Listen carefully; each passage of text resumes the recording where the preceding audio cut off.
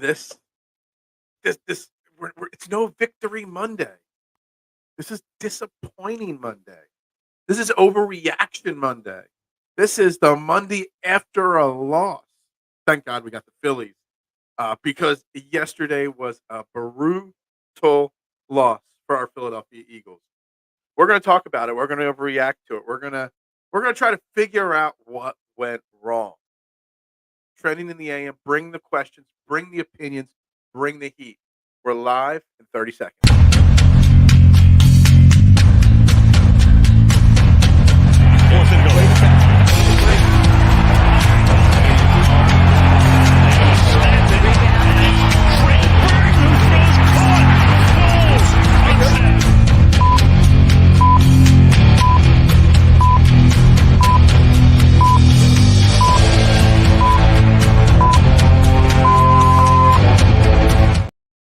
And a very good morning, everybody, and welcome to Trending in the AM right here on Philadelphia Sports Network, where your opinions actually matter. We're live, Facebook, YouTube. You know the drill. Like, share, retweet, follow, subscribe, turn notifications on. Do it all. It's free to do it. Doesn't cost you a penny to share this show out and hit that like button. And we got a lot to talk about. So let me talk to you. Eagles lose. Not win, lose. Holy crap. Did I just say that? Eagles lose to the New York Jets 20-14 yesterday. Wow. What a disappointing game. What a disappointing Sunday. And like I said, thank God we got the Phillies because, man, it is going to be a rough week talking Eagles this week. Was patiently waiting for this. All I could say is, well, I'm glad that I'm here for you, man. This is your therapy session. Davon, this is what we're here for. Kwan, what is up, my man? We got lots to talk about today. This was not one of the prettiest games in Eagles lore. And look, they lost to the Jets. It was an ugly game. And everything I've been preaching about for weeks that any team can lose at any time in the NFL, proven yesterday. And there's a lot of good that we could take from the game. There's a lot of bad that we could take from the game. Look, there's a lot of bad we can take from a lot of games across the NFL. But, man, it's brutal when a team like the Eagles loses to the Jets and Zach Wilson. I mean, it's really hard to comprehend. There's so many things that we could say why. But still, it's the New York Jets. Zach Wilson. I know they got a great defense, but they were missing so many players. And we lost that game. The Jets did not beat us. Let's see here. I find your lack of faith in the AFC disturbing. Well, I do have a lack of faith. I had to go on Madden and play the Jets to relieve my stress. I hope you won that game, Davon, because man, it was you needed some positivity after yesterday. Darth Vader voice. Don't underestimate the power of the Jets. Is that good? Is that good? Turnovers, bro. Turnovers. Drop passes, sloppy play, injuries, lack of depth at certain positions. This was a team effort, this loss. And we've been very high. The turnovers and drop passes, we're going to talk about them a lot today and all week and how they clean them up. But, man, like the lack of depth on this team at safety and cornerback and stuff like that, knowing that we had this problem. So, We've given Howie Roseman a lot of credit. Can we give him a little bit of crap or flack for not having depth there and not having a real replacement for Lane Johnson when Lane Johnson goes down? Look, we can also talk about the turf at the Meadowlands, claiming Lane Johnson. Also Blankenship. I mean, it was a rib thing with Blankenship. Braden Roby, our new slot corner, he went down. I think 47 Jets players got hurt yesterday. We could blame the turf, too. The turf is atrocious. And as soon as Lane Johnson went down early in the game, was it the second drive? I think we only had – maybe it was the first drive. Let me pull up my snap count. I think he only played like 9 snaps. Yeah, 9 snaps, and we had a 19 – so it was the first drive that he went down on. Once he went down, I was like, oh, shit. We're losing this game. Phil got sharp trim. Yeah, little snip up here, Clean up a little bit, look good, 49ers played AFC too. Yes, they did. And I was a little worried about the 49ers Browns. We can get into that later. Um, my cheat code. Devontae Smith, lots of drops. He had 2 drops, but they were 2 massive drops. And the second drop, let me tell you something. The Jets never get the ball back. The game's over if Devontae Smith doesn't drop that second pass. Like, we could give Jalen Hurts the flack for the interceptions. I mean, technically, he threw the ball. But let me tell you something. Those 2 drops and the Dallas Goedert drop that turned into an interception. Because let me tell you something. That was all 110% on Dallas Goedert. That had nothing to do with Jalen Hurts. Those those 3 drops there are so critical in the outcome of this game. We can crush anybody we want. We can crush Brian Johnson. We can crush Jalen Hurts. We can crush anybody. Nick Sirianni. Howard. But man, those 3 drops, game-changing drops right there.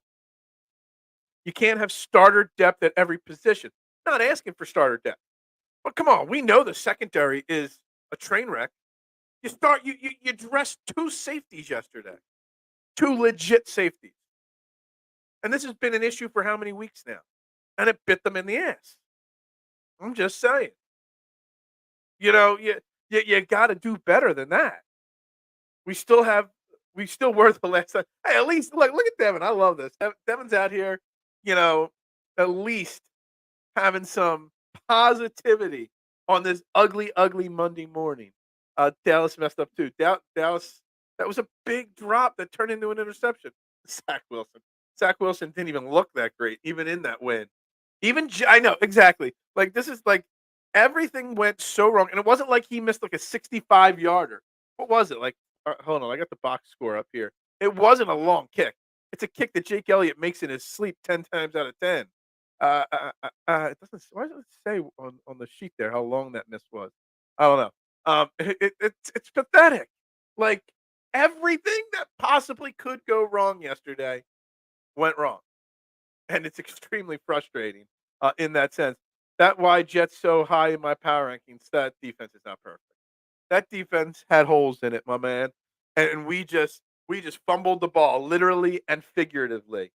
King Oliver, I'm actually tired of the horrible play calling. The offense coordinator needs to be given an apple and a roadmap. Look, I know there's a lot, and I mean a lot of complaining about Brian Johnson today. I'm telling you, those 2 drops by Devontae Smith and the one on Dallas Goedert, if they don't happen, we're singing a different story today. Was the play calling perfect? Absolutely not. But let me tell you something.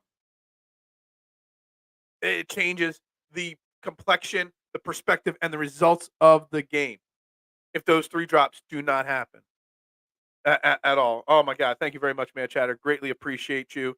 Thank you very much for that. 100%. Much appreciated there.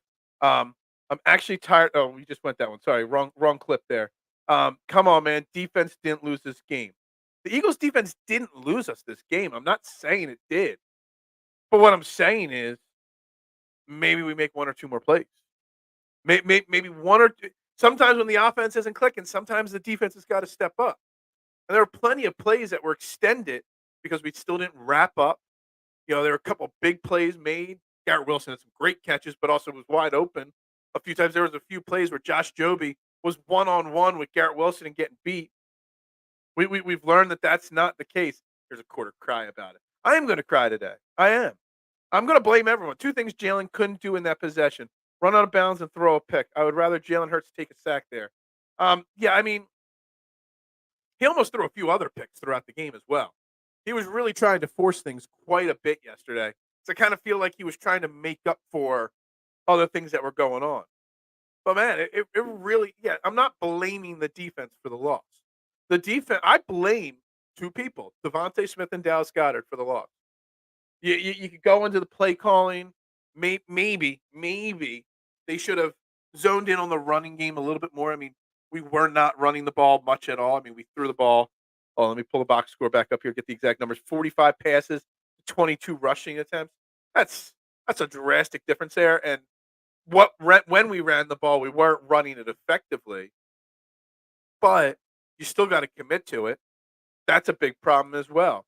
Yes. Thank you. Thanks to the man chatter, man. I thought Josiah Scott was bad, but Joby is next level heart. Like, Josh Joby's just not ready. He's not. He is not ready whatsoever. to be out there in these kind of situations, especially guarding elite wide receivers. Listen, they've been getting away with inconsistent play. This is such a fair statement. I haven't even read the rest of it yet, Mark, but your first line is spot on. We have gotten away with inconsistent play all year. A loss was bound to happen, not concerned too much talent and leadership for them to go back into a black hole. The problem is now, Mark, you're coming off this loss and you're going up against a very, very scary Miami Dolphins team. They've got to be like spot on perfect this week in practice and get themselves ready to go. Because you can't play inconsistent like you have the last couple weeks and think you're going to beat a Miami offense. Like everything that went wrong yesterday on the offense for the Eagles, you think they could keep up with a 40-point offensive outburst by the Dolphins? Now, yeah, our defense is better than some of the other defenses Miami have played, but it's scary. You broke down once to best D. You did enough and missed a field goal. Welcome to look. There's so many things that we could dive into. I get here a little late. Jalen gets no blame. Jalen gets blame, Marshawn. Absolutely. I mean, Jalen, once Lane Johnson went down, Jalen looked scared in the pocket. He rolled out a little bit too frequently. He forced a lot of balls. The last interception was 110% his fault. That was a terrible, terrible throw into double coverage. He almost got picked off a few other times. You know, you could definitely 100% give blame to Jalen Hurts. But those two interceptions weren't – that one was literally off of Dallas Goedert's chest into another player's hand. The other one, he was hit from behind. And you know, maybe you could say that he should have gotten the ball out sooner. But if it was a deep play that was designed, you can't really blame him for that. You know, that you could blame him a little bit for not giving the ball to DeAndre Swift out of the backfield a little bit more. There's a lot of blame to go around. So Jalen is not free of blame. But Devontae Smith dropping those two passes, specifically the second one, even as bad as we played, Devontae Smith makes that other catch late in the game, the ball game is over. So we've got to realize that some of it, Brian Johnson, Jalen Hurts, some of it was their teammates, not Jalen Hurts and Brian Johnson. My Bills are – man, the Bills almost lost to the Giants last night. Just think about that. That's how – you know, dude, there's going to be a shakeup Tuesday afternoon when I write my power rankings for Wednesday show. A massive shakeup. And I'm going to piss a lot of people off with them this week. They lost good defensive tackle. Yeah, Jalen Carter was out again yesterday. I mean, it really didn't affect. Jalen Carter being out yesterday really put a spotlight on how damn good Jordan Davis was and is. They absolutely should concentrate on a running game against Miami to control the clock. Absolutely. And we'll get into that as the week goes on. I really need information, though, on the Lane Johnson injury and how bad it is. Thank you. At least you know a few people noticed, and yeah, cleaned up a little bit, you know, for sure. That field was atrocious, slipping injuries, dude. Not just both sides. Dude, I put out the tweet yesterday. I mean, the NFL is so concerned about stopping the tush push, which I don't even think I saw one tush push by the Eagles yesterday. That is why they lost, actually. That they didn't run the tush push one time. Unless I missed it, I did not see it once. That is why they lost. I think I solved the problem. I solved the exact. We could just end the show right here because I figured out why we lost. We didn't run the tush push. But anyway, the NFL is so against the tush push and is putting all this effort into eliminating it and stopping it and maybe telling the refs what to do a little bit on plays with it. But yet they still allow a team, multiple teams actually, to have this artificial turf there in the Meadowlands. Like, the amount of bodies that were falling down and coming out of games with injuries, it's atrocious. Straight atrocious. And if I was a football player, I wouldn't even want to play for the New York teams. Because you know your career is going to get... after watching that game a little closer than years past at the Meadowlands, I wonder if Saquon Barkley's career would be healthier and better and more long-term longevity like expected in it if he wasn't playing 8-9 games a year on that Meadowlands turf. Because it's pretty bad. 29th ranked run defense, and you throw the ball 40-plus times. Absolutely. Now, I don't know why they're the 29th ranked run defense, because that front of the Jets played really well yesterday. They were strong. They were getting pressure on the quarterback. They were stopping the run when we did run the ball. But you can't get into a rhythm running the ball when DeAndre Swift got 10 rushing attempts. You just can't.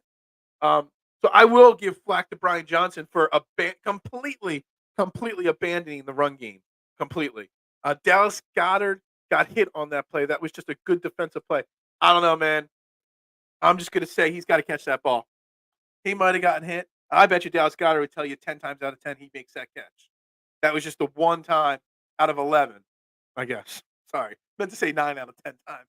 Um, I think you're letting Dallas Goddard off the hook by that statement, K1, in my opinion. Now this stood out. Um, Perfect dime all the way down the field. Cheat code dropped it. AJ Brown, there's another one. AJ Brown not running out that deep route, that deep crosser, and you see him slow down and then just be inches away. Kind of talked about that in the offseason, taking plays off AJ Brown. Jets, even with their corners out, have a very good defense. They did. And Robert Saleh is a defensive coordinator, like a defensive minded head coach. So he was going to have him ready to play. You knew that. Doesn't make it any better, Mark. It doesn't make it any easier. We're still the better offense than their defense. 3rd and 9, Kenny Gainwell stands on Jalen's right side. Why was he not on Driscoll's side? That's a good pickup right there from you, Marshawn. Look, I don't know how many pressures Jack Driscoll's going to get credited for. How many Hurts was only sacked twice. But I don't know how his grade out is going to be. But that offensive line looked 100 times different with Jack Driscoll out there. Obviously, because there's only one Lane Johnson. But Marshawn, it brings up the theory. You guys all, didn't like it when I was talking all off season, when we were talking who's going to make final cuts on this team and who's not going to make this team. And I said Jack Driscoll might not have been the right choice to be one of those last offensive linemen. And I know the Eagles like him, and I know they like his flexibility position-wise. But maybe if they keep one of those other guys, I don't even remember who the other guy. There was an Andrews, there was a Kelly. There are a whole bunch of names that were on this team in the offseason in camp. Maybe one of those guys fills in for Lane Johnson a little bit better. I don't know. If Lane Johnson's missing 3, 4, 5 weeks, I'm not going to be very happy with Jack Driscoll being the guy out there starting at right tackle. I know he's got experience, but I don't like it. Lane has a high ankle sprain. This will be a problem all year. He will be in and out of the lineup all year. Well, that's a problem. If he's got a high ankle sprain, I know he's one of those tough guys that wants to tough it out and stuff like that. But I would almost rather him sit for a few games to get right. Even though I just said I don't like Lane or Jack Driscoll being out there, you want him to get 100% or as close to as you can. But he played with his groin torn off the bone last year, so I don't think a high ankle sprain will stop him from playing if he can. All field should be grass. Yeah, there's anybody that doesn't agree with this K1 just has no clue what they're talking about. And I know I say everybody's opinion matters, but if your opinion is that artificial turf is better than real grass, man, then you're an idiot. So, literally, if I was a free agent football player, I wouldn't sign with the Jets or the Giants. If it's a difference between a few bucks, no way. Now, if they overpay, sure. But man, I'm not playing on that artificial turf. Not a little, not even a little bit. No way. 7 pass touchdowns, 7 interceptions in 2021 regression from Hurts. Look, the interceptions are a problem. The turnovers as a whole for this team are a problem. They've been turning over the ball a lot this year. And look, DeAndre Swift had a fumble as well. Another big fumble right there. We love DeAndre Swift. We love what he's capable of doing. And he had some big plays in the passing game yesterday. But a fumble in a key moment, it's a game changer. Marshall, the Jets had their starting corners out, and they probably wanted to build Hurts' confidence. Backfired. It did backfire. Real quick, guys, we got a lot of people watching. We still only have 1 like on Facebook and only 9 on YouTube, guys. Make sure you're hitting that like button. I'd greatly appreciate it. 90-minute shows, neat likes, man, to keep this going. Also, Kenny Gainwell asking for the ball on 3rd down only to drop the ball. Look,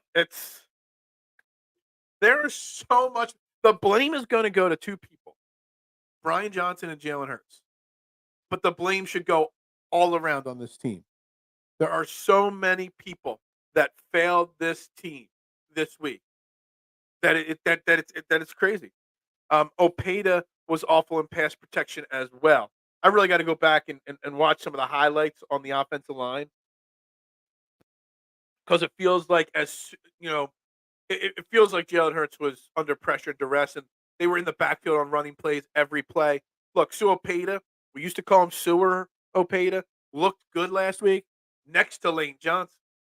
You take Lane Johnson out, now nobody's there with Suopeta to help him out. When it's Suopeta and Jack Driscoll on the right side of your offensive line, man, every single defense is just going to stack that right side and just crush us. And I blame, also somebody brought up you know, you slide protection. You bring another tight end in. You keep Gainwell on that right side there. There's lots of ways to solve this, or at least patch it till Lane Johnson's ready to go again. But they didn't do it. They just trusted Opeta and Driscoll to handle the job. And where's Tyler Steed? I don't know. They're easing him along. Dude, I don't know what they're going to do, but, I don't know what their other options are at right tackle. I don't know if Opeta can play right tackle or not. I don't know if Tyler Steen could or not. But I might consider putting Tyler Steen out there next week and doing a little rotation, mix things up a little bit because he's got the pedigree, Tyler Steen, and he's been sitting and learning. So I would feel comfortable finding a way to flip some things around and get Tyler Steen in the starting lineup next week on that line if if Lane Johnson can't go. Driscoll is an above average backup. Lane is a Hall of Famer. What the heck did you want from Jack? Well, no, look, yeah, maybe I'm being a little harsh on Jack Driscoll, but it's because I was discussing the fact that they could have done better than Jack Driscoll in the offseason as a backup. Because we know what Jack Driscoll is. He's a backup. Jack Driscoll is not a guy you want starting long term. I know he had games started at tackle and in the past or guard in the past, but he's okay at best. He's nothing special. And they had a lot of bodies in here in camp, some with some NFL experience and starting experience. And I brought up the fact that maybe he should have been one of the guys cut, not one of the guys that were cut. So that's why I'm a little harsh on Jack Driscoll, because I see that I don't think he's an above average backup. He's a good backup. He's a good backup. If you had Cam Jurgens at guard and not Opeta, maybe Jack Driscoll's a little better. Or you put him at right guard next to Lane Johnson, yeah, maybe he's a little bit better. But Jack Driscoll on his own with Sewer Opeta next to him isn't good enough. Not at all. What's up, Eric? Good morning. I knew it was a wrap when I saw the low-scoring game. I just hoped we could at least drop our first game to a team I expected a loss. Look, we always win games we expect to win or lose, and we always lose games we expect to win. That's the way it is. It's the law of averages. NFL, not for long. Any team can win on any given Sunday. Look, we're frustrated. We're overreacting today without a doubt. But it is the way of the NFL. It's so hard. I mean, there's a reason why we're through 5 weeks or 6 weeks and there's no undefeated teams. But as someone said earlier in the show, we were still the last undefeated team. That's all that matters.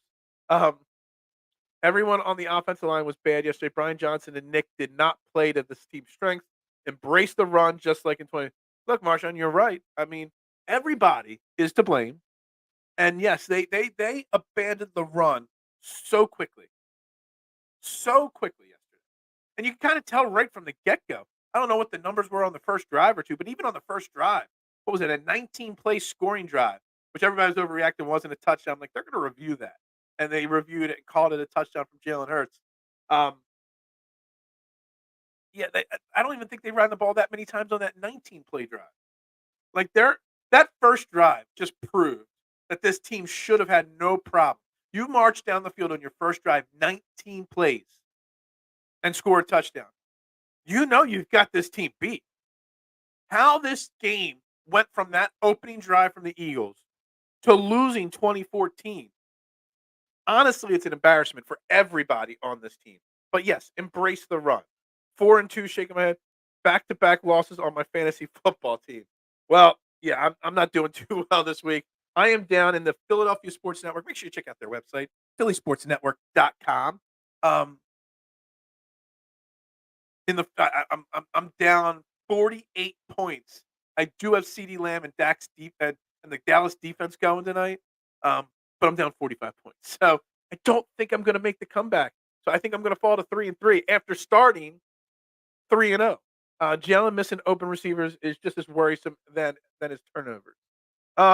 Yeah, because again, like I said, some of his turnovers I really don't put the blame on him for some of these turnovers, Marshawn. I don't. Some of those turnovers were drop balls. Some of them were bad pass protection. But yeah, the missed open receivers, some of the non-interceptions that were thrown into double coverage, that's more concerning. Like he kind of feels like he could just throw anything and it's just going to work. There's a lot of blame to go around. What is up, Mitch? How you doing? Thank you very much. I appreciate you and I respect what you do as well. You kick butt over there. Hurt's going to regress a little. Big boy schedule now. We are about to get into the grunt of the schedule here, guys. 49ers get to keep baby schedule. I don't know what the 49ers schedule looks like, but we'll see. I don't know what's worse, the Eagles losing to the Jets or the 49ers losing to the Browns. I might take the Eagles loss as being a worse loss. At least I knew the Browns were a solid team. Although the Browns were starting PJ Walker. Like, I didn't even know PJ Walker was still. PJ Walker's a USFL quarterback. The 49ers lost to him? Really? Like, that's pathetic. Jets stink, but they better than all NFC teams. I don't know. The Jets, I don't know. So many. So maybe K1 we can start taking things a bit more seriously. Yeah, not gonna happen. Never gonna be serious. I blame Nick in front office and the indecisiveness and square peg round hole mentality. Brown, Smith, Goddard, Swift, no identity. How? And why not allow Desai full reign of the defense? All right, there's a lot to break down in this one comment, Eric. Lots to break down too. Blame Nick for. I'm not sure what we blame Nick Sirianni for exactly, but the head coach has to be blamed for a loss, especially this kind. Front office, I've already blamed the front office for lack of depth at safety and some of their decision making. Um, and yeah, I mean, you got Brown, Smith, Goddard, and Swift, and there is no identity, and that's a problem. I mean, I guess they do have an identity to an extent. They have that Jalen Hurts work ethic mentality, so that's their identity. And Desai, full reign of the defense. I'm pretty sure he's got full reign of the defense. I really think he does, because look, the defense had moments to blame yesterday for sure. They didn't stop the Jets offense enough times, sure, but I'm not going to blame the defense much for yesterday. A little bit, sure. But I would definitely weigh the offense as the bigger issue after yesterday, for sure, which is crazy to think because the defense is rattled with injuries. Rattled with them. First drive, we ate up 10 minutes and just abandoned what worked. I mean, that first drive should have been the tone set for the game, Marshawn. And it's really frustrating now looking back and thinking about it, that we weren't able to keep that up.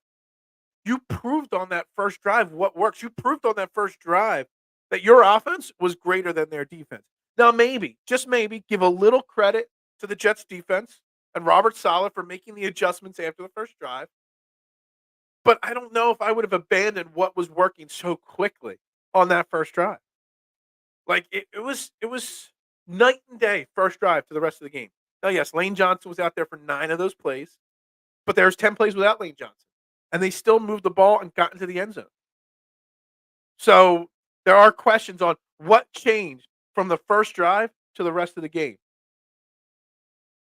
Are NFL games too short? They go so fast, no time to. I don't know about that. They're very long.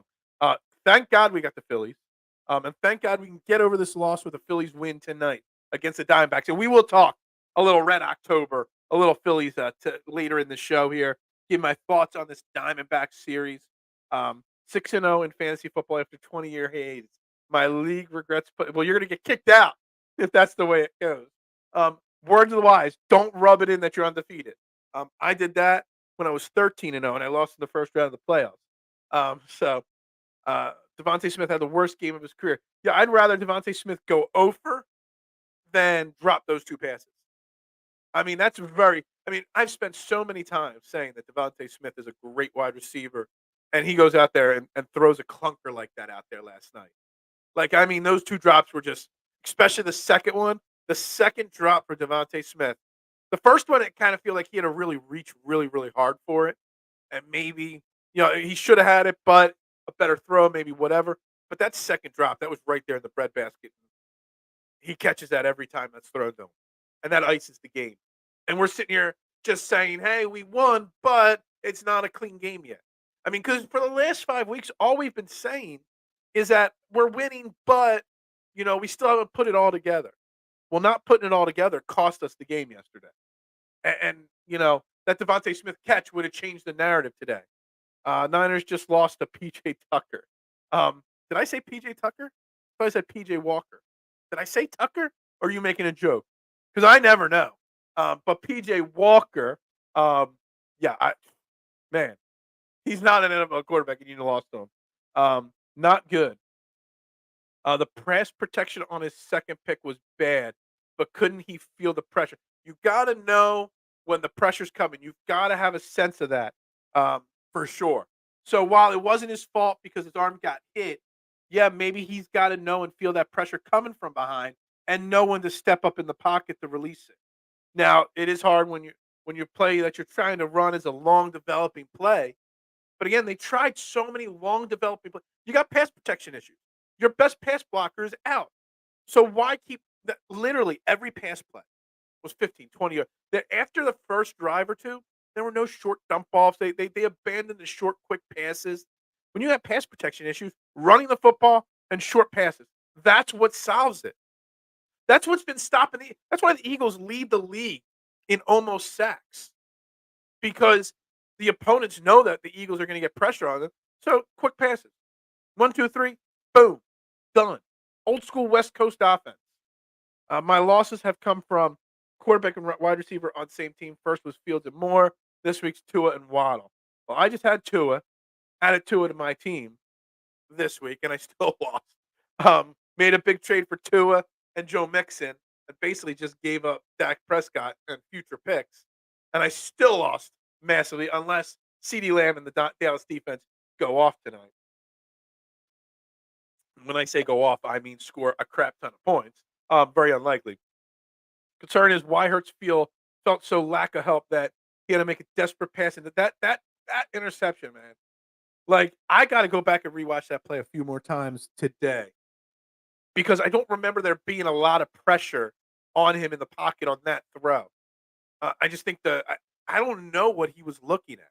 Like, on the first replay that they showed on the TV screen, which we got to talk about, Mark Sanchez and his announcing, man. Dude, we crushed Romo, we crushed Collinsworth, but man, Mark Sanchez, he ain't it. They got third in a Walmart parking lot. Salmon covered in Vaseline. There's some of the words and phrases he used yesterday. Anyway, I gotta go. But when they replayed that third interception there, you can clearly see two guys closing before Hurts even thinks about releasing that ball. He looked him down so much on that play, and it was clear as day what was happening there. So I fully blame Jalen Hurts for that interception. Special team was bad yesterday too. Covey can't return anything. Yeah, I mean Covey. He got hit hard a lot. I don't even think he had the opportunity. I don't know if it was one of the scoring drives for the Jets, but we did commit some penalties. We ran into one of their punt returners on one of the plays. Jake Elliott missing a kick. That never happens. Literally everything that could go wrong went wrong yesterday. Absolutely disgusted with the Eagles, Mista says. They gave the game to the Jets. I'm not stressing. If they win or not, so what? I'm officially a casual. One game has flipped Mista right to the casuals. One loss. Come on, man. It was disgusting. And the Jets did not beat us. We beat ourselves with our own personal mistakes yesterday. Without a doubt, in my opinion. But come on. Don't get over. Don't quit on us yet, my man. Oh no, Mista. No casuals in the core 12. I really did try to start a Slack channel chat for y'all, but I kind of couldn't figure it out. So I read in the chat before that Hurts has a Superman complex. I hope that's not the case, but you see it in the bad decision making at crucial moments. Interesting. I've never seen anybody really say that he's got a Superman complex, Eric. Maybe I missed it, but I get what you're saying because he tries to force balls. in the tight spots maybe because he feels like he can do it. That's the overly top confidence that he has, and I get that. And I love the confidence, but he's got to know when to hold him and when to fold him. Basically, right? K1, that was a bookie game. How many NFL games are like that? That was a bad bookie game. Although I still hit yesterday because I'm a big fan of the monster. People don't like the monster teasers. It's basically when you pick 4 games against the spread, tease all 4, and adjust the point spreads by 13 points. And I had the Eagles, and I got the Eagles at plus 6.5 in it, and it was an easy win. I picked 4 games every single week, and I've been doing it for 10 weeks in a row, dating back to last year when I found what the monster teaser was or super teaser. The 13-point teaser. It has to be 4 games, but it swings the points by 13. And I've only lost once in 10 weeks on it. Last week, it's the first time I ever lost on it. But it's an easy win. But the minus 140 on it scares people away. It's easy money. Minus 120 to minus 140 every week. If Swift doesn't put it on the ground, we also have a different. Yeah, I mean, literally every mistake made, whether it was a turnover, a penalty, an injury, a missed coverage, a missed read, a drop, every mistake compounded on each other.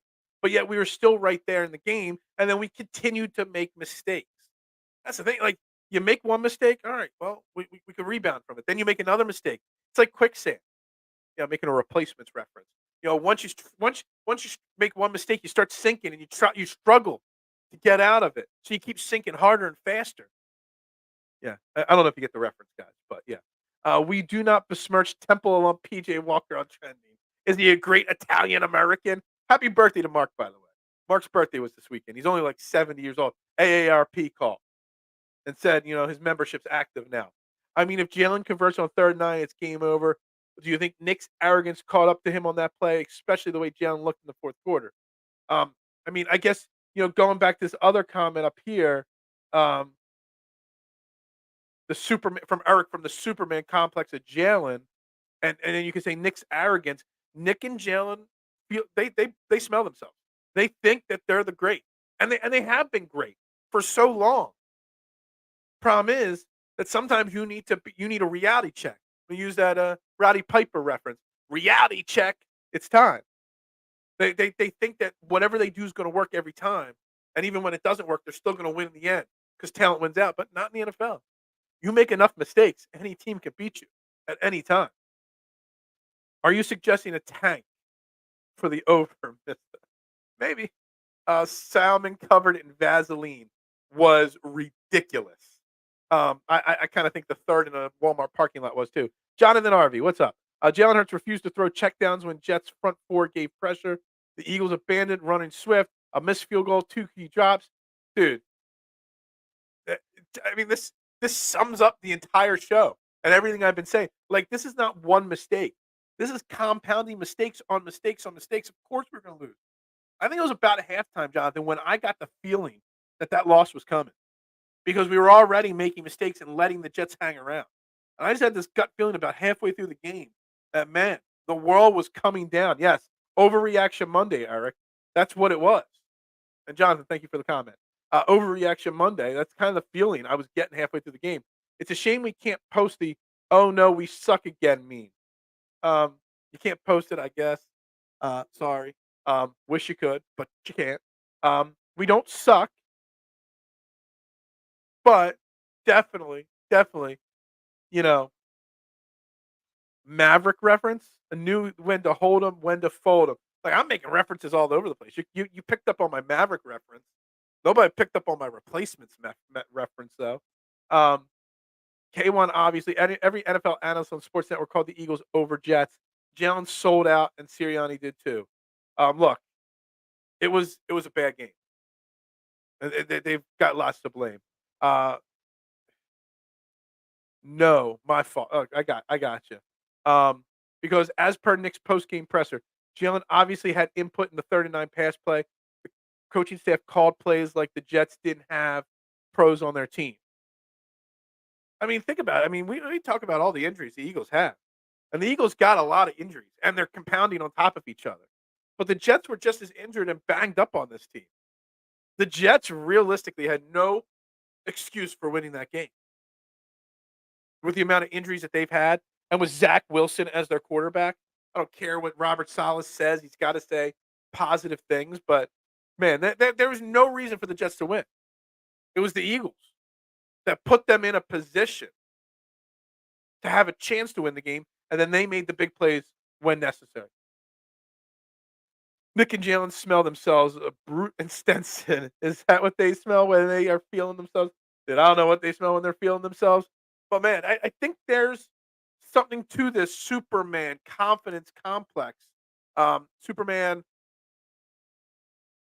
arrogance. I think there's something to it. And, they put the work in. They say all the right things. They're always this rah-rah team. But maybe to an extent, they need these reality checks, more than before. Because they put the work in, but they feel like everything they do is going to work every time, and it's not. And you need to learn how to adjust and make adjustments when it's not going well. And they made the wrong adjustments yesterday. Yesterday was the game to trust the run game, even with Driscoll and Opeta out there. Absolutely.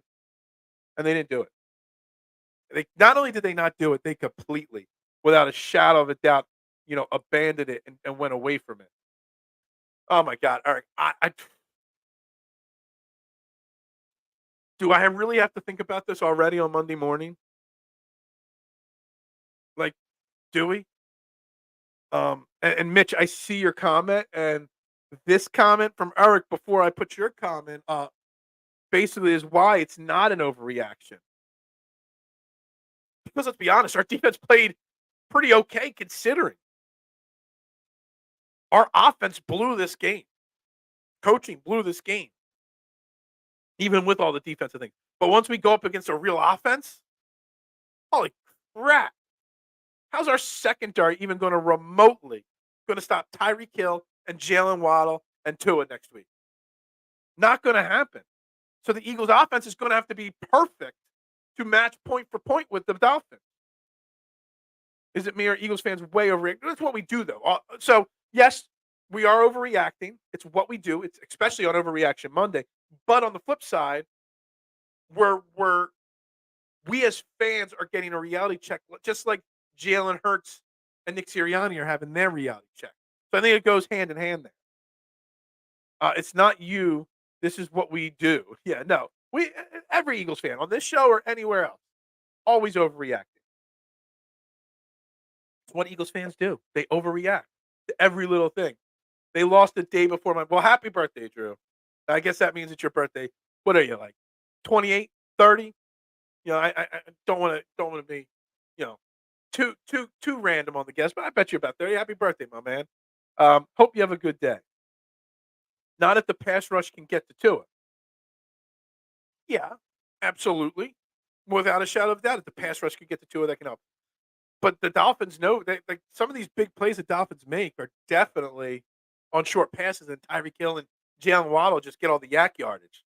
So they'll know that they have to dump the ball off, and we'll see if they have a good game plan against the Eagles defense. Either way, I don't trust this secondary with the safeties that we have or don't have. I don't trust the secondary with the lack of cornerbacks. And honestly, we don't get to the quarterback enough. We had, 4 sacks yesterday? 5 sacks yesterday? But we had about 15 other almost sacks. And that you can't have. Could you imagine an almost sack and Tua slides up in the pocket and hits a Tyreek Hill down the field? It's going to happen. The pass rush is still intact. It is. Son Reddick, he got 6 sacks over the last 3 games now? People overreact. Sacks come in bunches for him, for sure. The big issue here is injuries. Eagles caught the injury bug early, and it really shows. And it's compounding. One injury after another injury, after another injury, after another injury. And that's a problem. If Sirianni's football team incorporate running back screens with front 4 pressure would keep. Yeah. I mean, we saw a tight end screen work a few times yesterday. We saw a couple things like that. We saw Swift out of the backfield, but not as a screen. I still don't know. I still don't know why we don't run running back screens. We haven't since Brian Westbrook was here. And we were great at it when Brian Westbrook's here. But you would think Swift with our offensive line, even Jiskel and Suopeda blocking would be pretty effective. I really think so. On a running back screen. Our D line can still get home verse to it. Yeah, sometimes. But they don't get home enough. That's the problem. That's the problem. Mark's commenting under Facebook and Twitter at the same time, I think. No, maybe that's not him. Philly fanatic. Johnson seen that Hurts was struggling and still called consecutive 7-step drop back pass plays. After the run game started to click, Brian Johnson doesn't have a feel for situational football. That is very possible. Very, very possible. I remember, you didn't stay committed to the run because they never started with the run effectively, really. But there was one play, I think it was somewhere in the second half, that DeAndre Swift had his one big run. It was like 9 or 10 yards. And then they went right back to it and threw the ball like 5 times in a row after that. So, yeah, I'm not blaming Brian Johnson as much as other people, but yeah, you could still blame Brian Johnson because he did have a bad game calling plays, and he hasn't figured it out yet. Sitting Slay was a move to prepare for Miami, for sure, for sure. But what are you going to do at safety if Reed Blankenship misses time? You still don't have Justin Evans or Sidney Brown. You got Terrell Edmonds right now, and that's it. You're going to throw Nicholas Morrow, who played safety once in college. No. Like we're proud. We need more than help. We need a rebuild. Like that's why I wanted Howie to be making these moves a week or two ago. I've been begging and pleading for Howie to add to the secondary. Not just Braden Robbie, who's now out too. We bring a guy in and he gets hurt on that Meadowlands turf again. Another one. I've been pleading for Howie. Make moves now. Don't wait. Now you've got to make a move the week of Miami. So whoever gets brought in here this week, they're going to have less than a week to learn a playbook and figure out what they're doing here. It's not good. You got to. The one thing we always talk about with Howie Roseman is he's not reactionary. He's proactive as a general manager. Well, with the way he's handled this secondary this season so far, with all the injuries, is very reactionary, not proactive. And it could become a problem. It could be. Phil, here's the deal. I'm a boomer with tech and neat better wages, but I want to let you know I appreciate you. Man chatter, I greatly appreciate you, and I see another one coming in. Greatly, greatly appreciate you, my man. It means a lot you saying that, my man. It does. Mostly the loud, weaker-minded fans go overboard. The diehards get frustrated because what we warned about. Yes, exactly. This is a very fair comment from you, Eric. Yeah, we're not going overboard. We're frustrated because we saw these problems coming a mile away. And, we knew these were going to be issues. And they have not done anything to solve some of these issues over the course of the entire season. And I think that's a big, big part of it. I don't think anybody's jumping off the bandwagon saying tank or anything like that. Seth Joyner out there trashing Jalen Hurts on his post game comments. Get into that in a second. But people are not calling for Jalen Hurts to be benched or anything. The Tanner McKeisters aren't coming out of the woodwork. No one's asking for Marcus Mariota to fire Nick Sirianni. But we've been calling these issues out for weeks and they've gotten no better. And they caught up to us finally. Got to give props to the Jets defensive line.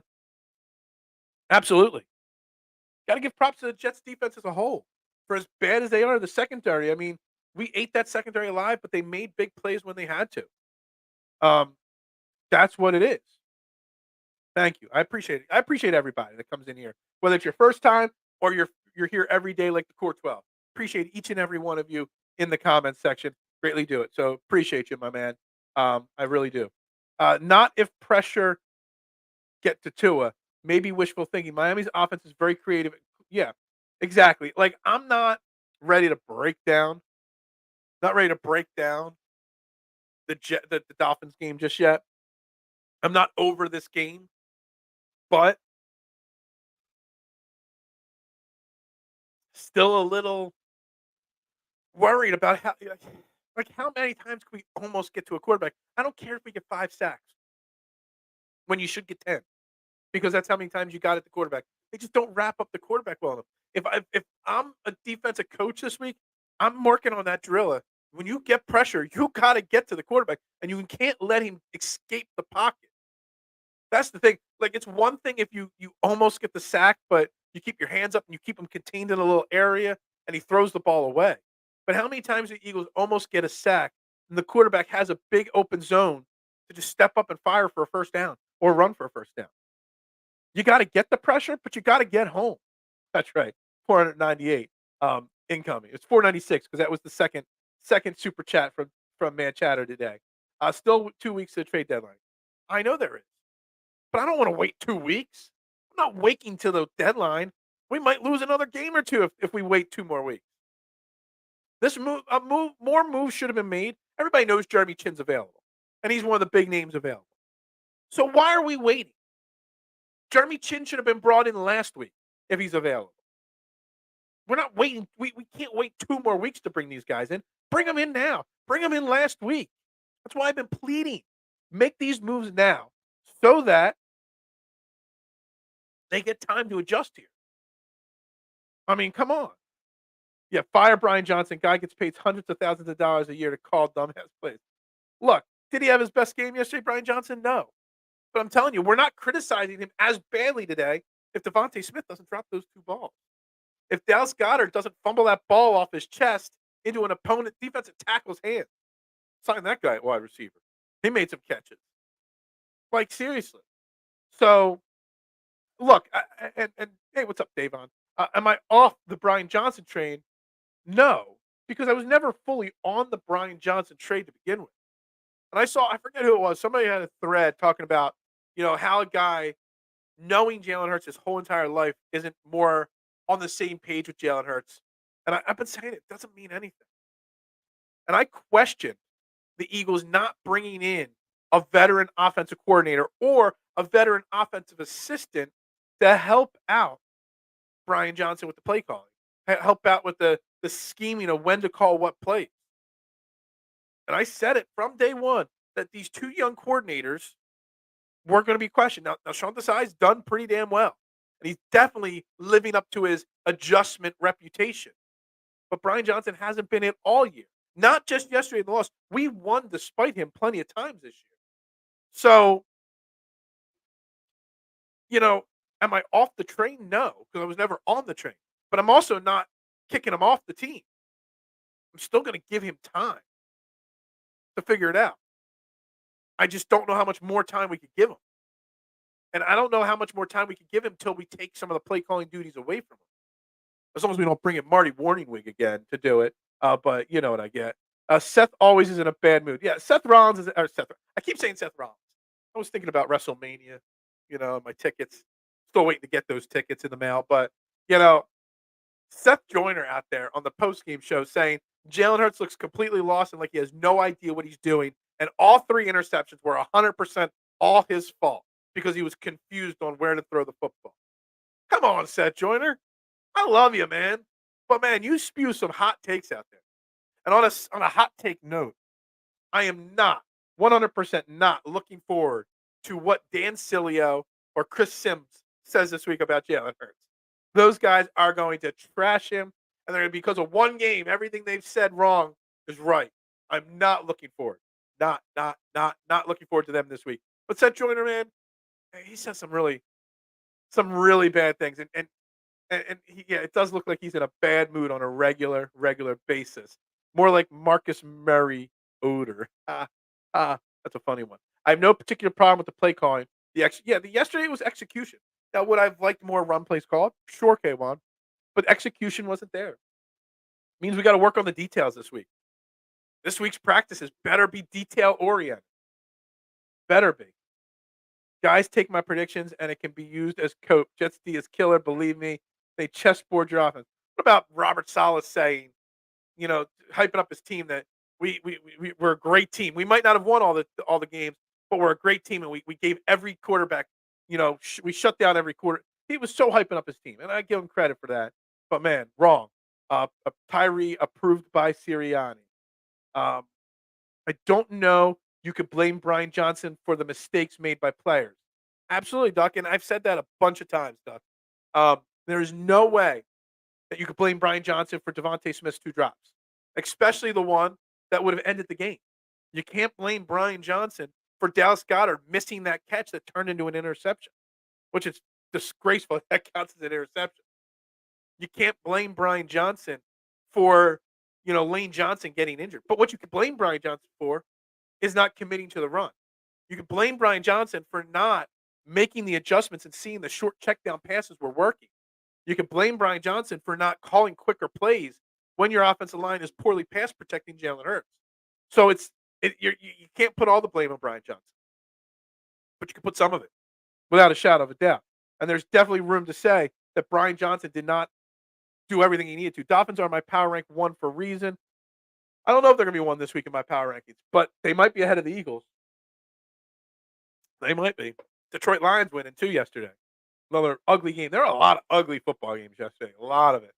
Play calling drops and the little mistakes cost us, but we lost to a team last night we had no business losing to. Yeah. It just goes to show, Drew, that on any given Sunday, if you don't play your game, you can lose. Hence the 49ers losing, the Eagles losing, a lot of teams losing. MetLife turf, man. I mean, it's definitely one of the themes of the day. Talking about, man. It didn't cause us to lose, but man, said at the beginning of the show, Duck, and I'll say it again. If I was a free agent NFL player, and it was a difference between $1 million or something like that between 2 teams, I'm choosing the team that's not playing at MetLife. I would not want to play for the Jets or the Giants. That's why they had to pay. Probably why they had to pay Daniel Jones, because no other quarterback wanted to come there. I mean, seriously, it's a disaster. And the fact that the NFL cares, and I'm going to say it again, it cares more about stopping the tush push than eliminating artificial turf in a stadium that's played host 2 teams call home. It's pathetic. Pathetic. And it's an embarrassment. It really is. Really, really embarrassing. And it's terrible. What is up? Let's see here. If the Eagles adjusted play calling, Jets front 4 pressure never a factor. Exactly. Quicker plays. More run plays.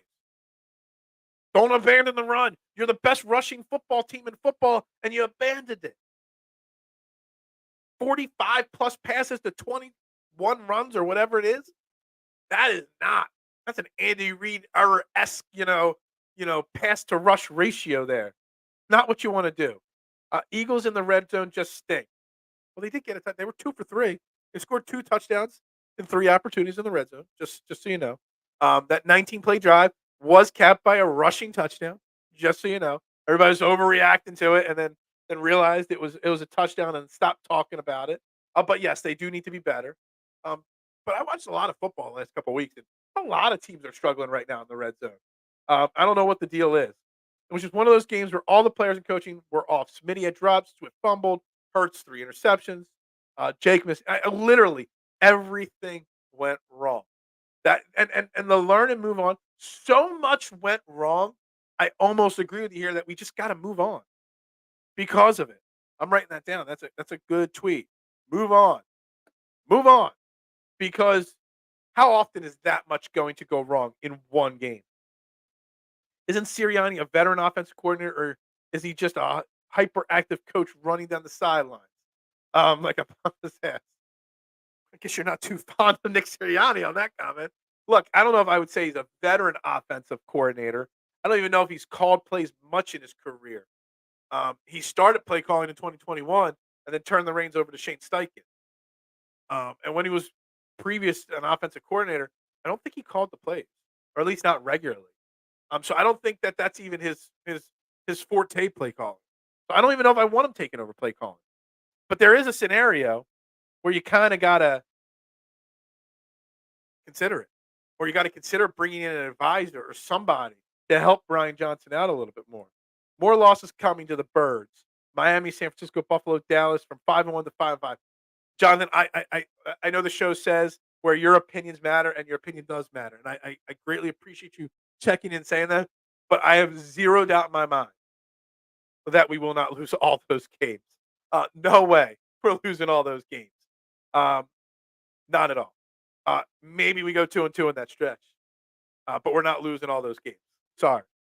There's no way. I've said it before. Jalen Hurts and Nick Sirianni will not let this team ever have a losing streak over 2 games. Maybe we lose to Miami, but if we lose to Miami, then we're going to beat San Francisco. There's no way this team loses more than 2 games ever. There's too much leadership on this team for that big of a losing streak to happen. Um, Allen is garbage to a fire. Yeah. Um, all the Eagles haters out today for sure, but it's one game. Figure out and see what went wrong. I'm focused on the Phillies. That's right. It's Red October. Real quick. It's 9 a.m. Let's reset. You're watching Trending in the AM right here on Philadelphia Sports Network. I am Phil Stiefel. What we say is what we believe in, where your opinions actually matter. So keep the comments coming. Keep the comments flowing through there. Keep giving me your opinions, but make sure you hit that like button, that share button, that subscribe button. It is free to do it. And it helps the algorithm massively if you hit that like button on Facebook or YouTube and you hit that share button on either channel and tell other people to join. Helps grow this show, helps us find more, more people to join this party. If I'm going to go 90 minutes every day, the comments got to be flowing. I might got to go back to 85, 75 minutes soon. I don't know if I could do 90 minutes every day forever unless we keep this show growing. So make sure you're doing that for me, guys. I greatly appreciate it. And right back to the comments with Philly Fanatic. Just a few unusual things happen. It's football, and we just learn from the mistakes and move on. The problems are still that just got to deal with it. Howie's on the phone now. Look, a few things didn't go right. It's football. You learn from your mistakes. You move on. Great comment. Great thought process. But a lot of the things that went wrong have been going wrong the entire season. And that's where my problem lies. We've had problems all year long, and we haven't gotten better. We've won because of the extreme talent that is on this team. And let's not doubt, there's a lot of talent on this team still, even with all the injuries. And we won despite it. Yesterday, we just didn't win despite the talent. That's the problem. At least that's my opinion on what the problem is. We haven't gotten better. We haven't worked. Have we done anything in practice to clean up some of these mistakes? True. When Johnson went down, that should have been the sign to run the ball more. Absolutely. And the fact that they ran the ball even less after Johnson went down, and not just that. All right, you don't want to run the ball? Fine. Short, quick passes. But there were so many long developing plays that were being called. And when you've got Lane Johnson down and Cam Jurgens down, you got Sua Apeta and Jack Driscoll on the right side of your line, and you're going to have Jalen Hurts dropping back 7-step drops every play, you're bound to fail. Look, you can't have a Lane Johnson backing up a Lane Johnson. But, man, you got to make adjustments on your play calling to cover that. And if Lane Johnson going down, it's just such a big loss, guys. I don't care how many secondary guys go down. We know what the numbers are. Lane Johnson, man, best right tackle in football. Best right tackle in football the last 25 years. First ballot Hall of Fame. A lot of weird games yesterday. A lot of injuries, too. Dude, I mean, let me pull up some of these games. I mean, obviously the 49ers losing, that was crazy. Didn't see that happening. What other game? Minnesota beating the Bears. That was weird. Not that they beat them, just the way it all went down. Let me pull up the full scorecard here, full scoreboard here. Saints losing to the Texans. Saints are not that bad, but the Texans are not that good. The Raiders beating the Patriots. Somebody had to win. The Rams put up pretty good against the Cardinals. The Lions beat the Bucks, but barely. The Bills should have lost. A missed pass interference call at the end of that game. Anybody see that? There are 2 big penalties in that game. One missed, obviously clear pass interference as time expired on Darren Waller in the end zone, which would have given the Giants one last chance to win that game.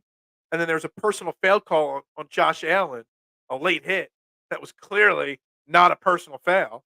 So there's some really bad refereeing going on in a lot of games, a lot of weird, funky things going on yesterday. The script was very intriguing. Whoever the writers got a little creative with the script for Week 6 for sure. You will get San Francisco easy. I don't know about easy. There's no easy game in the NFL. That's the thing. Yeah, I mean, we lost the Jets, but it's not like the Chiefs and the Bills or the 49ers look world beaters. Dallas doesn't look like world beaters. So, that's the thing. Like, with as much going on, there's a lot of guys that don't look like world beaters out there. There's a lot of parity in the NFL. I don't get that the MetLife turf issue. I don't get the MetLife turf issue. Consider they have to make it on a grass field to host the World Cup. Isn't the World Cup getting moved out of MetLife? I think they're moving the World Cup because of the turf, and they're not replacing it. I read an interesting article the other day. I don't even know how it popped up. It was about the vet, but it was about what they before they built the vet, they tried to build a different stadium in Philadelphia, and it was going to be a multi-complex stadium, but it was going to have a dome on it. But it was going to be at the time in the late '60s, revolutionary. It was going to be a dome with natural grass. Could you imagine the history of Philadelphia sports if the vet wasn't built the way it was built, and it was built with grass and a dome? And I still believe the dome um, should be on every state. It really should be, without a doubt. Oh my God, man, Chatter, my man, you are racking it in today. I greatly appreciate you today, man. Greatly appreciate it. Greatly appreciate it. And that's the kind of stuff, and that greatly appreciate it. But you can also hit that share button if you can't do that to somebody else. It doesn't matter either way. Anything and everything helps. So thank you. Buffalo, only New York team. That's right. They are the only New York team. The other two are in Jersey. I get it. And I hate it. It annoys me so much. You get your hands on it, gotta catch it. True. Without a doubt. If the ball hits your hands, that's what I was taught as a kid. The ball touched your hands, you gotta catch it. Without a doubt. Another underrated error yesterday was Swift running out of bounds after a 1 yard gain on the 3rd and 9 drive. Yes, absolutely. Why do you run out of bounds there knowing the Jets are desperate to get the ball back? Absolutely. I agree. There's a lot of mental mistakes, a lot of issues that are what undisciplined teams make. And I don't understand why the team made so many undisciplined type errors because that's not what they're supposed to be. What if you're sick and you only watch turf games? Kind of look, those turf games, man, they got to go. I always use that as a fact that New York City's education system doesn't teach geography. Yeah, pretty much. I love it, man. It's crazy. Yesterday was great 1 p.m. games. My NFC team Eagles at 4. Um, Dude, I didn't even stay up for the whole Bills game. I mentioned the Bills game, but I just watched the highlights this morning. I was out yesterday. Jalen's cliche count in his post game. Was it? I didn't watch the post game pressers, which I should have, and I normally do. I did not this week. I'm sure he had a lot of "we got to be better. I got to clean up. It's my responsibility. We're gonna put the work in this week." I'm sure he gave a lot of cliches, but it's time to turn those cliches into better play. That's what it is. Can't wait to see what we look like when we play mad and under control. They haven't played under control all year though. 1 hour of misery went quickly. We're at an hour and 7 minutes now, not an hour. Just so you know, and there ain't no misery because the Phillies play tonight. The NLCS starts tonight down in South Philly, and I'm gonna be over this. If the Phillies come out and play great tonight, I'm gonna be over this loss so quickly. So quickly. Us versus Cowboys is damn near a bye or a walkthrough practice. How about that? Um, I'm outside opinion, no dog in it, hurts his fire, cheat code. Look, AJ Brown. Nobody. I mean, we're talking about all the Devontae Smith drops, but AJ Brown didn't run out that deep ball, and that was a wasted opportunity there. You clearly see him on the film slow down on the route. Now maybe there's some miscommunication. Maybe he didn't think he was supposed to get the ball. But as great as AJ Brown is, he leaves some on the table, which you can't have. Zero fear of that cesspool of an organization. I know, and it's the Cowboys, and we hate them. So that's part of it. No, don't go back to 60. I won't. Not yet. Not yet. But as long as we got the comments flowing, as long as people are watching, I will. That's where the likes and the shares come into play, and the super chats. Eagles at 5-1 can find themselves 7-5 in the next 6 games. Man, I get it. I get the negative feeling and the negative energy. I do, but I don't see us ever going. You know, that would mean we'd go 2-5 in a stretch. It's very hard to think that this talent of a team could go that bad in a stretch. I really do. I hate the term perfect storm, but yesterday was the perfect storm for a trap gaming. Everybody kept talking about trap game, and I hate that term trap game, but I get it. I get it, and I missed it, and I should have seen it. I really should have. I don't get the argument that we should have run more after Lane went down. It's not like Driscoll and Pater are superior run blockers, but it's easier to run block than pass block. It really is. So it's not just the running; it's just the passing. It too. It's running the ball or short, quick passes. Don't give them the opportunity to get beat, and it's a lot easier to run block than pass block. So that's the thing, and it's like the theory that when you have a guy like Aaron Donald, you run right at him, and it tends to work more than not when you run right at the best defensive lineman. I don't understand the logic in it, but it works. I hope Baby Rhino don't end to a career light bumps, big fella. Yeah, I just traded a future draft pick for Tua and Dak Prescott, so yeah, he better not. Phil, read the supers. Best sports more. Oh, I read it. I saw it. Sorry, I jumped down before. Yeah, it's hard, man. I'm trying to keep up. There are a lot of comments I'm behind on. Know who isn't complaining today? Vegas. No, I don't mean the Raiders, the Knights. Yes, I get it. The Vegas bookies, DraftKings, FanDuel, they're all happy today, without a shadow of a doubt. How did we allow Lex Luthor to get the kisses comment and the last laugh, like getting punked in front of your mom? Man, that's a good one. I'm sorry, I'm a little tired this morning. That's because the scrub writers knew they were out of a job. Now the writer's strike is over. They went with a bang. Yeah, they came back with a bang. That's for sure. Let's try to catch up, man. I'm so far behind on comments here. Let Vince Russo write the script for week 6. Man, was there something on a poll somewhere? Was there Jalen Hurts on a pole match or something? Who? Whoa, TMC. I know TMC is crushing it today. Yeah, let's change his name to the Money Chatter. The Astrodome originally had natural grass, but the glass dome caused too much glare for the sports used to the black. Okay, so that's what the proposed thing might have turned out to not work, but the idea seemed pretty good. But there should be no artificial turf anywhere. There just shouldn't be. Not in this day and age. There's just no room for it. He deserves more great morning show. I greatly appreciate it. Anything anybody could spare. Like I said, the likes, we're at 19 likes now on YouTube. Still only one on Facebook. Likes help, shares help, super chats help. Anything anybody could do to help this show grow is greatly, greatly appreciated. Robert Sala is a hate the face. I'm going to put a picture. Dude, you're right. I don't like the guy. I don't. And he was one of my top choices for Eagles head coach back during that coaching cycle. He was number 2 on my list. The D line, O line had WrestleMania. Um, blame Nick for not getting on the offensive coordinator first play calling. Yeah, I do. Nick Sirianni's got to hold Brian Johnson accountable for the play calling without a shadow of a doubt, Drew. And he's got to do a better job of it. What they do, how they fix this, they're going to say the cliche things. We're going to learn from mistakes. We're going to watch the tape. This, that. No. It's now we're in week 6. We're done week 6 now. No more. We got to figure it out. It's time to figure it out, not see what they have to do. I watched the Phillies game. It was very entertaining. The 5 p.m. one. Yeah, well, tonight's back to 8:07 start time. I love the 5 o'clock start times for baseball games, but it'll be a late night tonight. That's for sure. A busy day at the shop, followed by an 8 o'clock Phillies playoff game. Then right back out here at 8 a.m. tomorrow. Man, it's going to be a long, long week with NFC or NLDS baseball games. Yeah, it does sting less now that we got the Phillies playing to defend their NFC. Yeah, exactly. Let's just get that. Keep something positive going. Hey, and basketball's like a week away. Weird Sunday. Bills with 14-9 in a close. The Jet. Yeah, look, Desmond Ritter. I was actually about to hype something positive about Desmond Ritter, and then he throws a bad pick, and I was like, oh man, the elite. Not going to put that out there.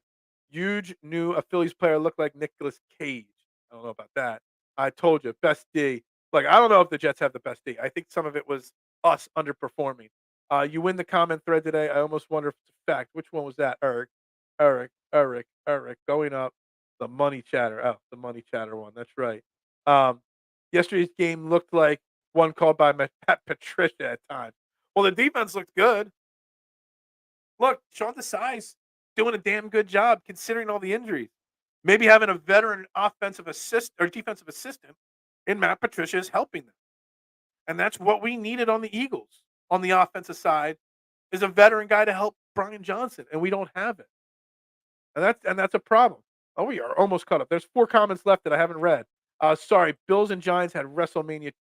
Check it after the show. Haymakers, you're doing great. 8 p.m. Let's go. It's too late. 8 p.m. Who's Monday Night Football? I already forget. Cowboys versus the Chargers in Los Angeles. Dallas is 1.5-point favorites, which is atrocious. Dallas does not win. Chargers are winning this game. Chargers are going to win tonight, guys.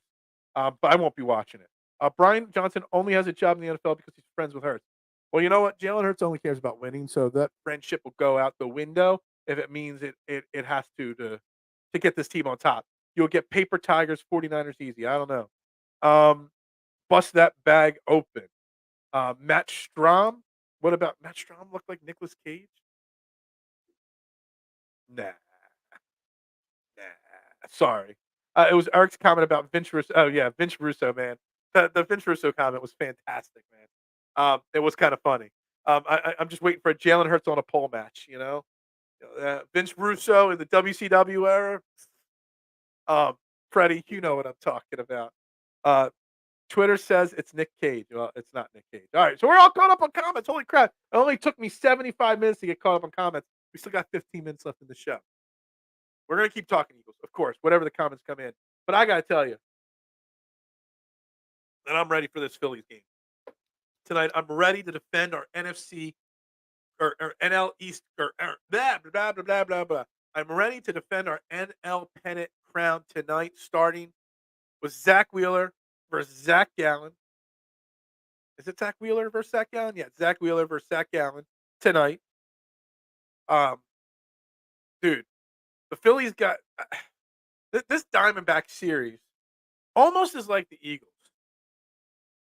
Like this Phillies team on paper is so much better than the Arizona Diamondbacks. They're deeper pitching, they're deeper offensively.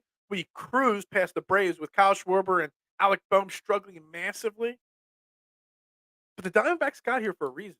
The Diamondbacks are the Phillies from last year. One of the last teams into the playoffs, beating all the good teams. I think the Phillies win this series. I do. I think the Phillies are way better than the Diamondbacks. But we can't just sleep on the Diamondbacks like the Eagles just slept on the Giants. Just because the Jets are the Jets. The Jets had Zach Wilson. We're going to win because it's Zach Wilson. And it's the Jets. When we slept on them and they beat us. The Phillies got to take a page out of the Eagles' book from yesterday and not just assume anything. They can't make mistakes. They can't make mental errors. Rob Thompson can't overthink things. He's got to do what continues to work. And not just tonight, for the entire series. And that's what scares me. Sometimes the team gets so arrogant, so Superman complex, that they take their eye off the ball. And I don't want the Phillies doing that. And we could say that they're not, or they won't. But let's not, let's really drive that home. If I'm Rob Thompson, and I've given Rob Thompson a lot of flack, but he's got us here in the NLCS 2 years in a row. So I got to give him credit where credit's due. But he really needs to zone in on that. We have to take care of business. We haven't won anything yet. We have to focus on the details every single inning till we get to the end of the season. Bringing up, let's chat, decide it was trending. Thanks, Freddie. Lordy, if the Phillies lose, it will be a sad – dude, if the Phillies go out and lose tonight, look, and if they're going to lose a game in this series, look, it could be tonight. No offense to Zach Wheeler. Zach Wheeler was dominant in his game against the Braves. But Zach Gallen is a damn fine pitcher. I believe he's won the Cy Young before. He pitched against the Phillies only once this year, but it was a game the Phillies won, but Zach Gallen pitched really well, only gave up 2 runs in that game. Zach Wheeler is a strikeout machine. Now, has he ever seen an atmosphere like he's going to see at Citizen Bank Park tonight? Absolutely not. But Zach Gallen is a big game pitcher. And Zach Gallen's better than Zach Wheeler, in my opinion, probably. Now, Zach Wheeler's got the playoff experience. Zach Wheeler's got the big game experience. But I worry. I worry about the Phillies in game 1. And you don't want to lose game 1. But the Phillies should still win the series. And I think the Phillies win this Diamondback series in 5 games. I'd like it to go to 6 so that we clinch it and clinch our World Series berth in Philly. But I think this Phillies team can win this series in 5 if they keep focused on the details and don't get sloppy. That is the only way. We can, just like we beat ourselves against the Jets yesterday, the Eagles. The Phillies only lose to the Diamondbacks if they beat themselves. And that's what it is.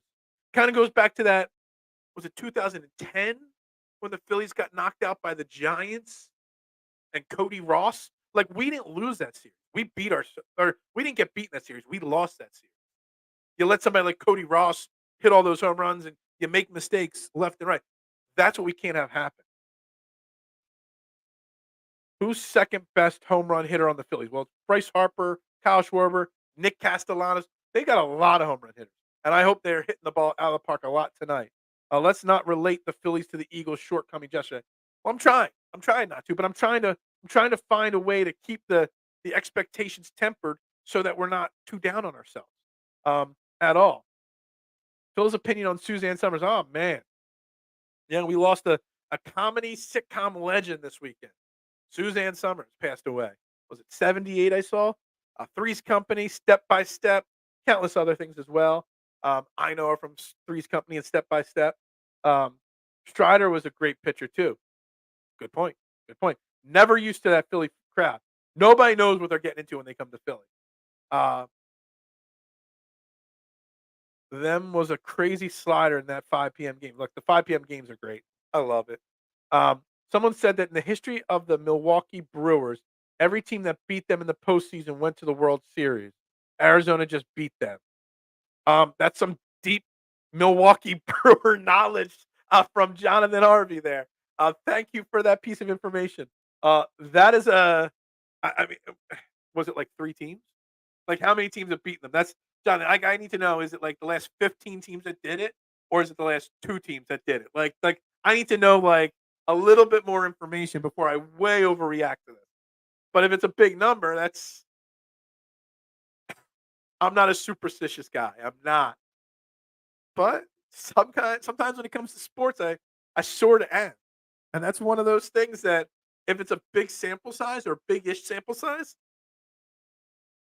I don't know. Something like that could definitely be a killer. I'm lost. Harper, I like him. He figures if I have to be up here, I might as well get. Look, Bryce Harper is like literally right now.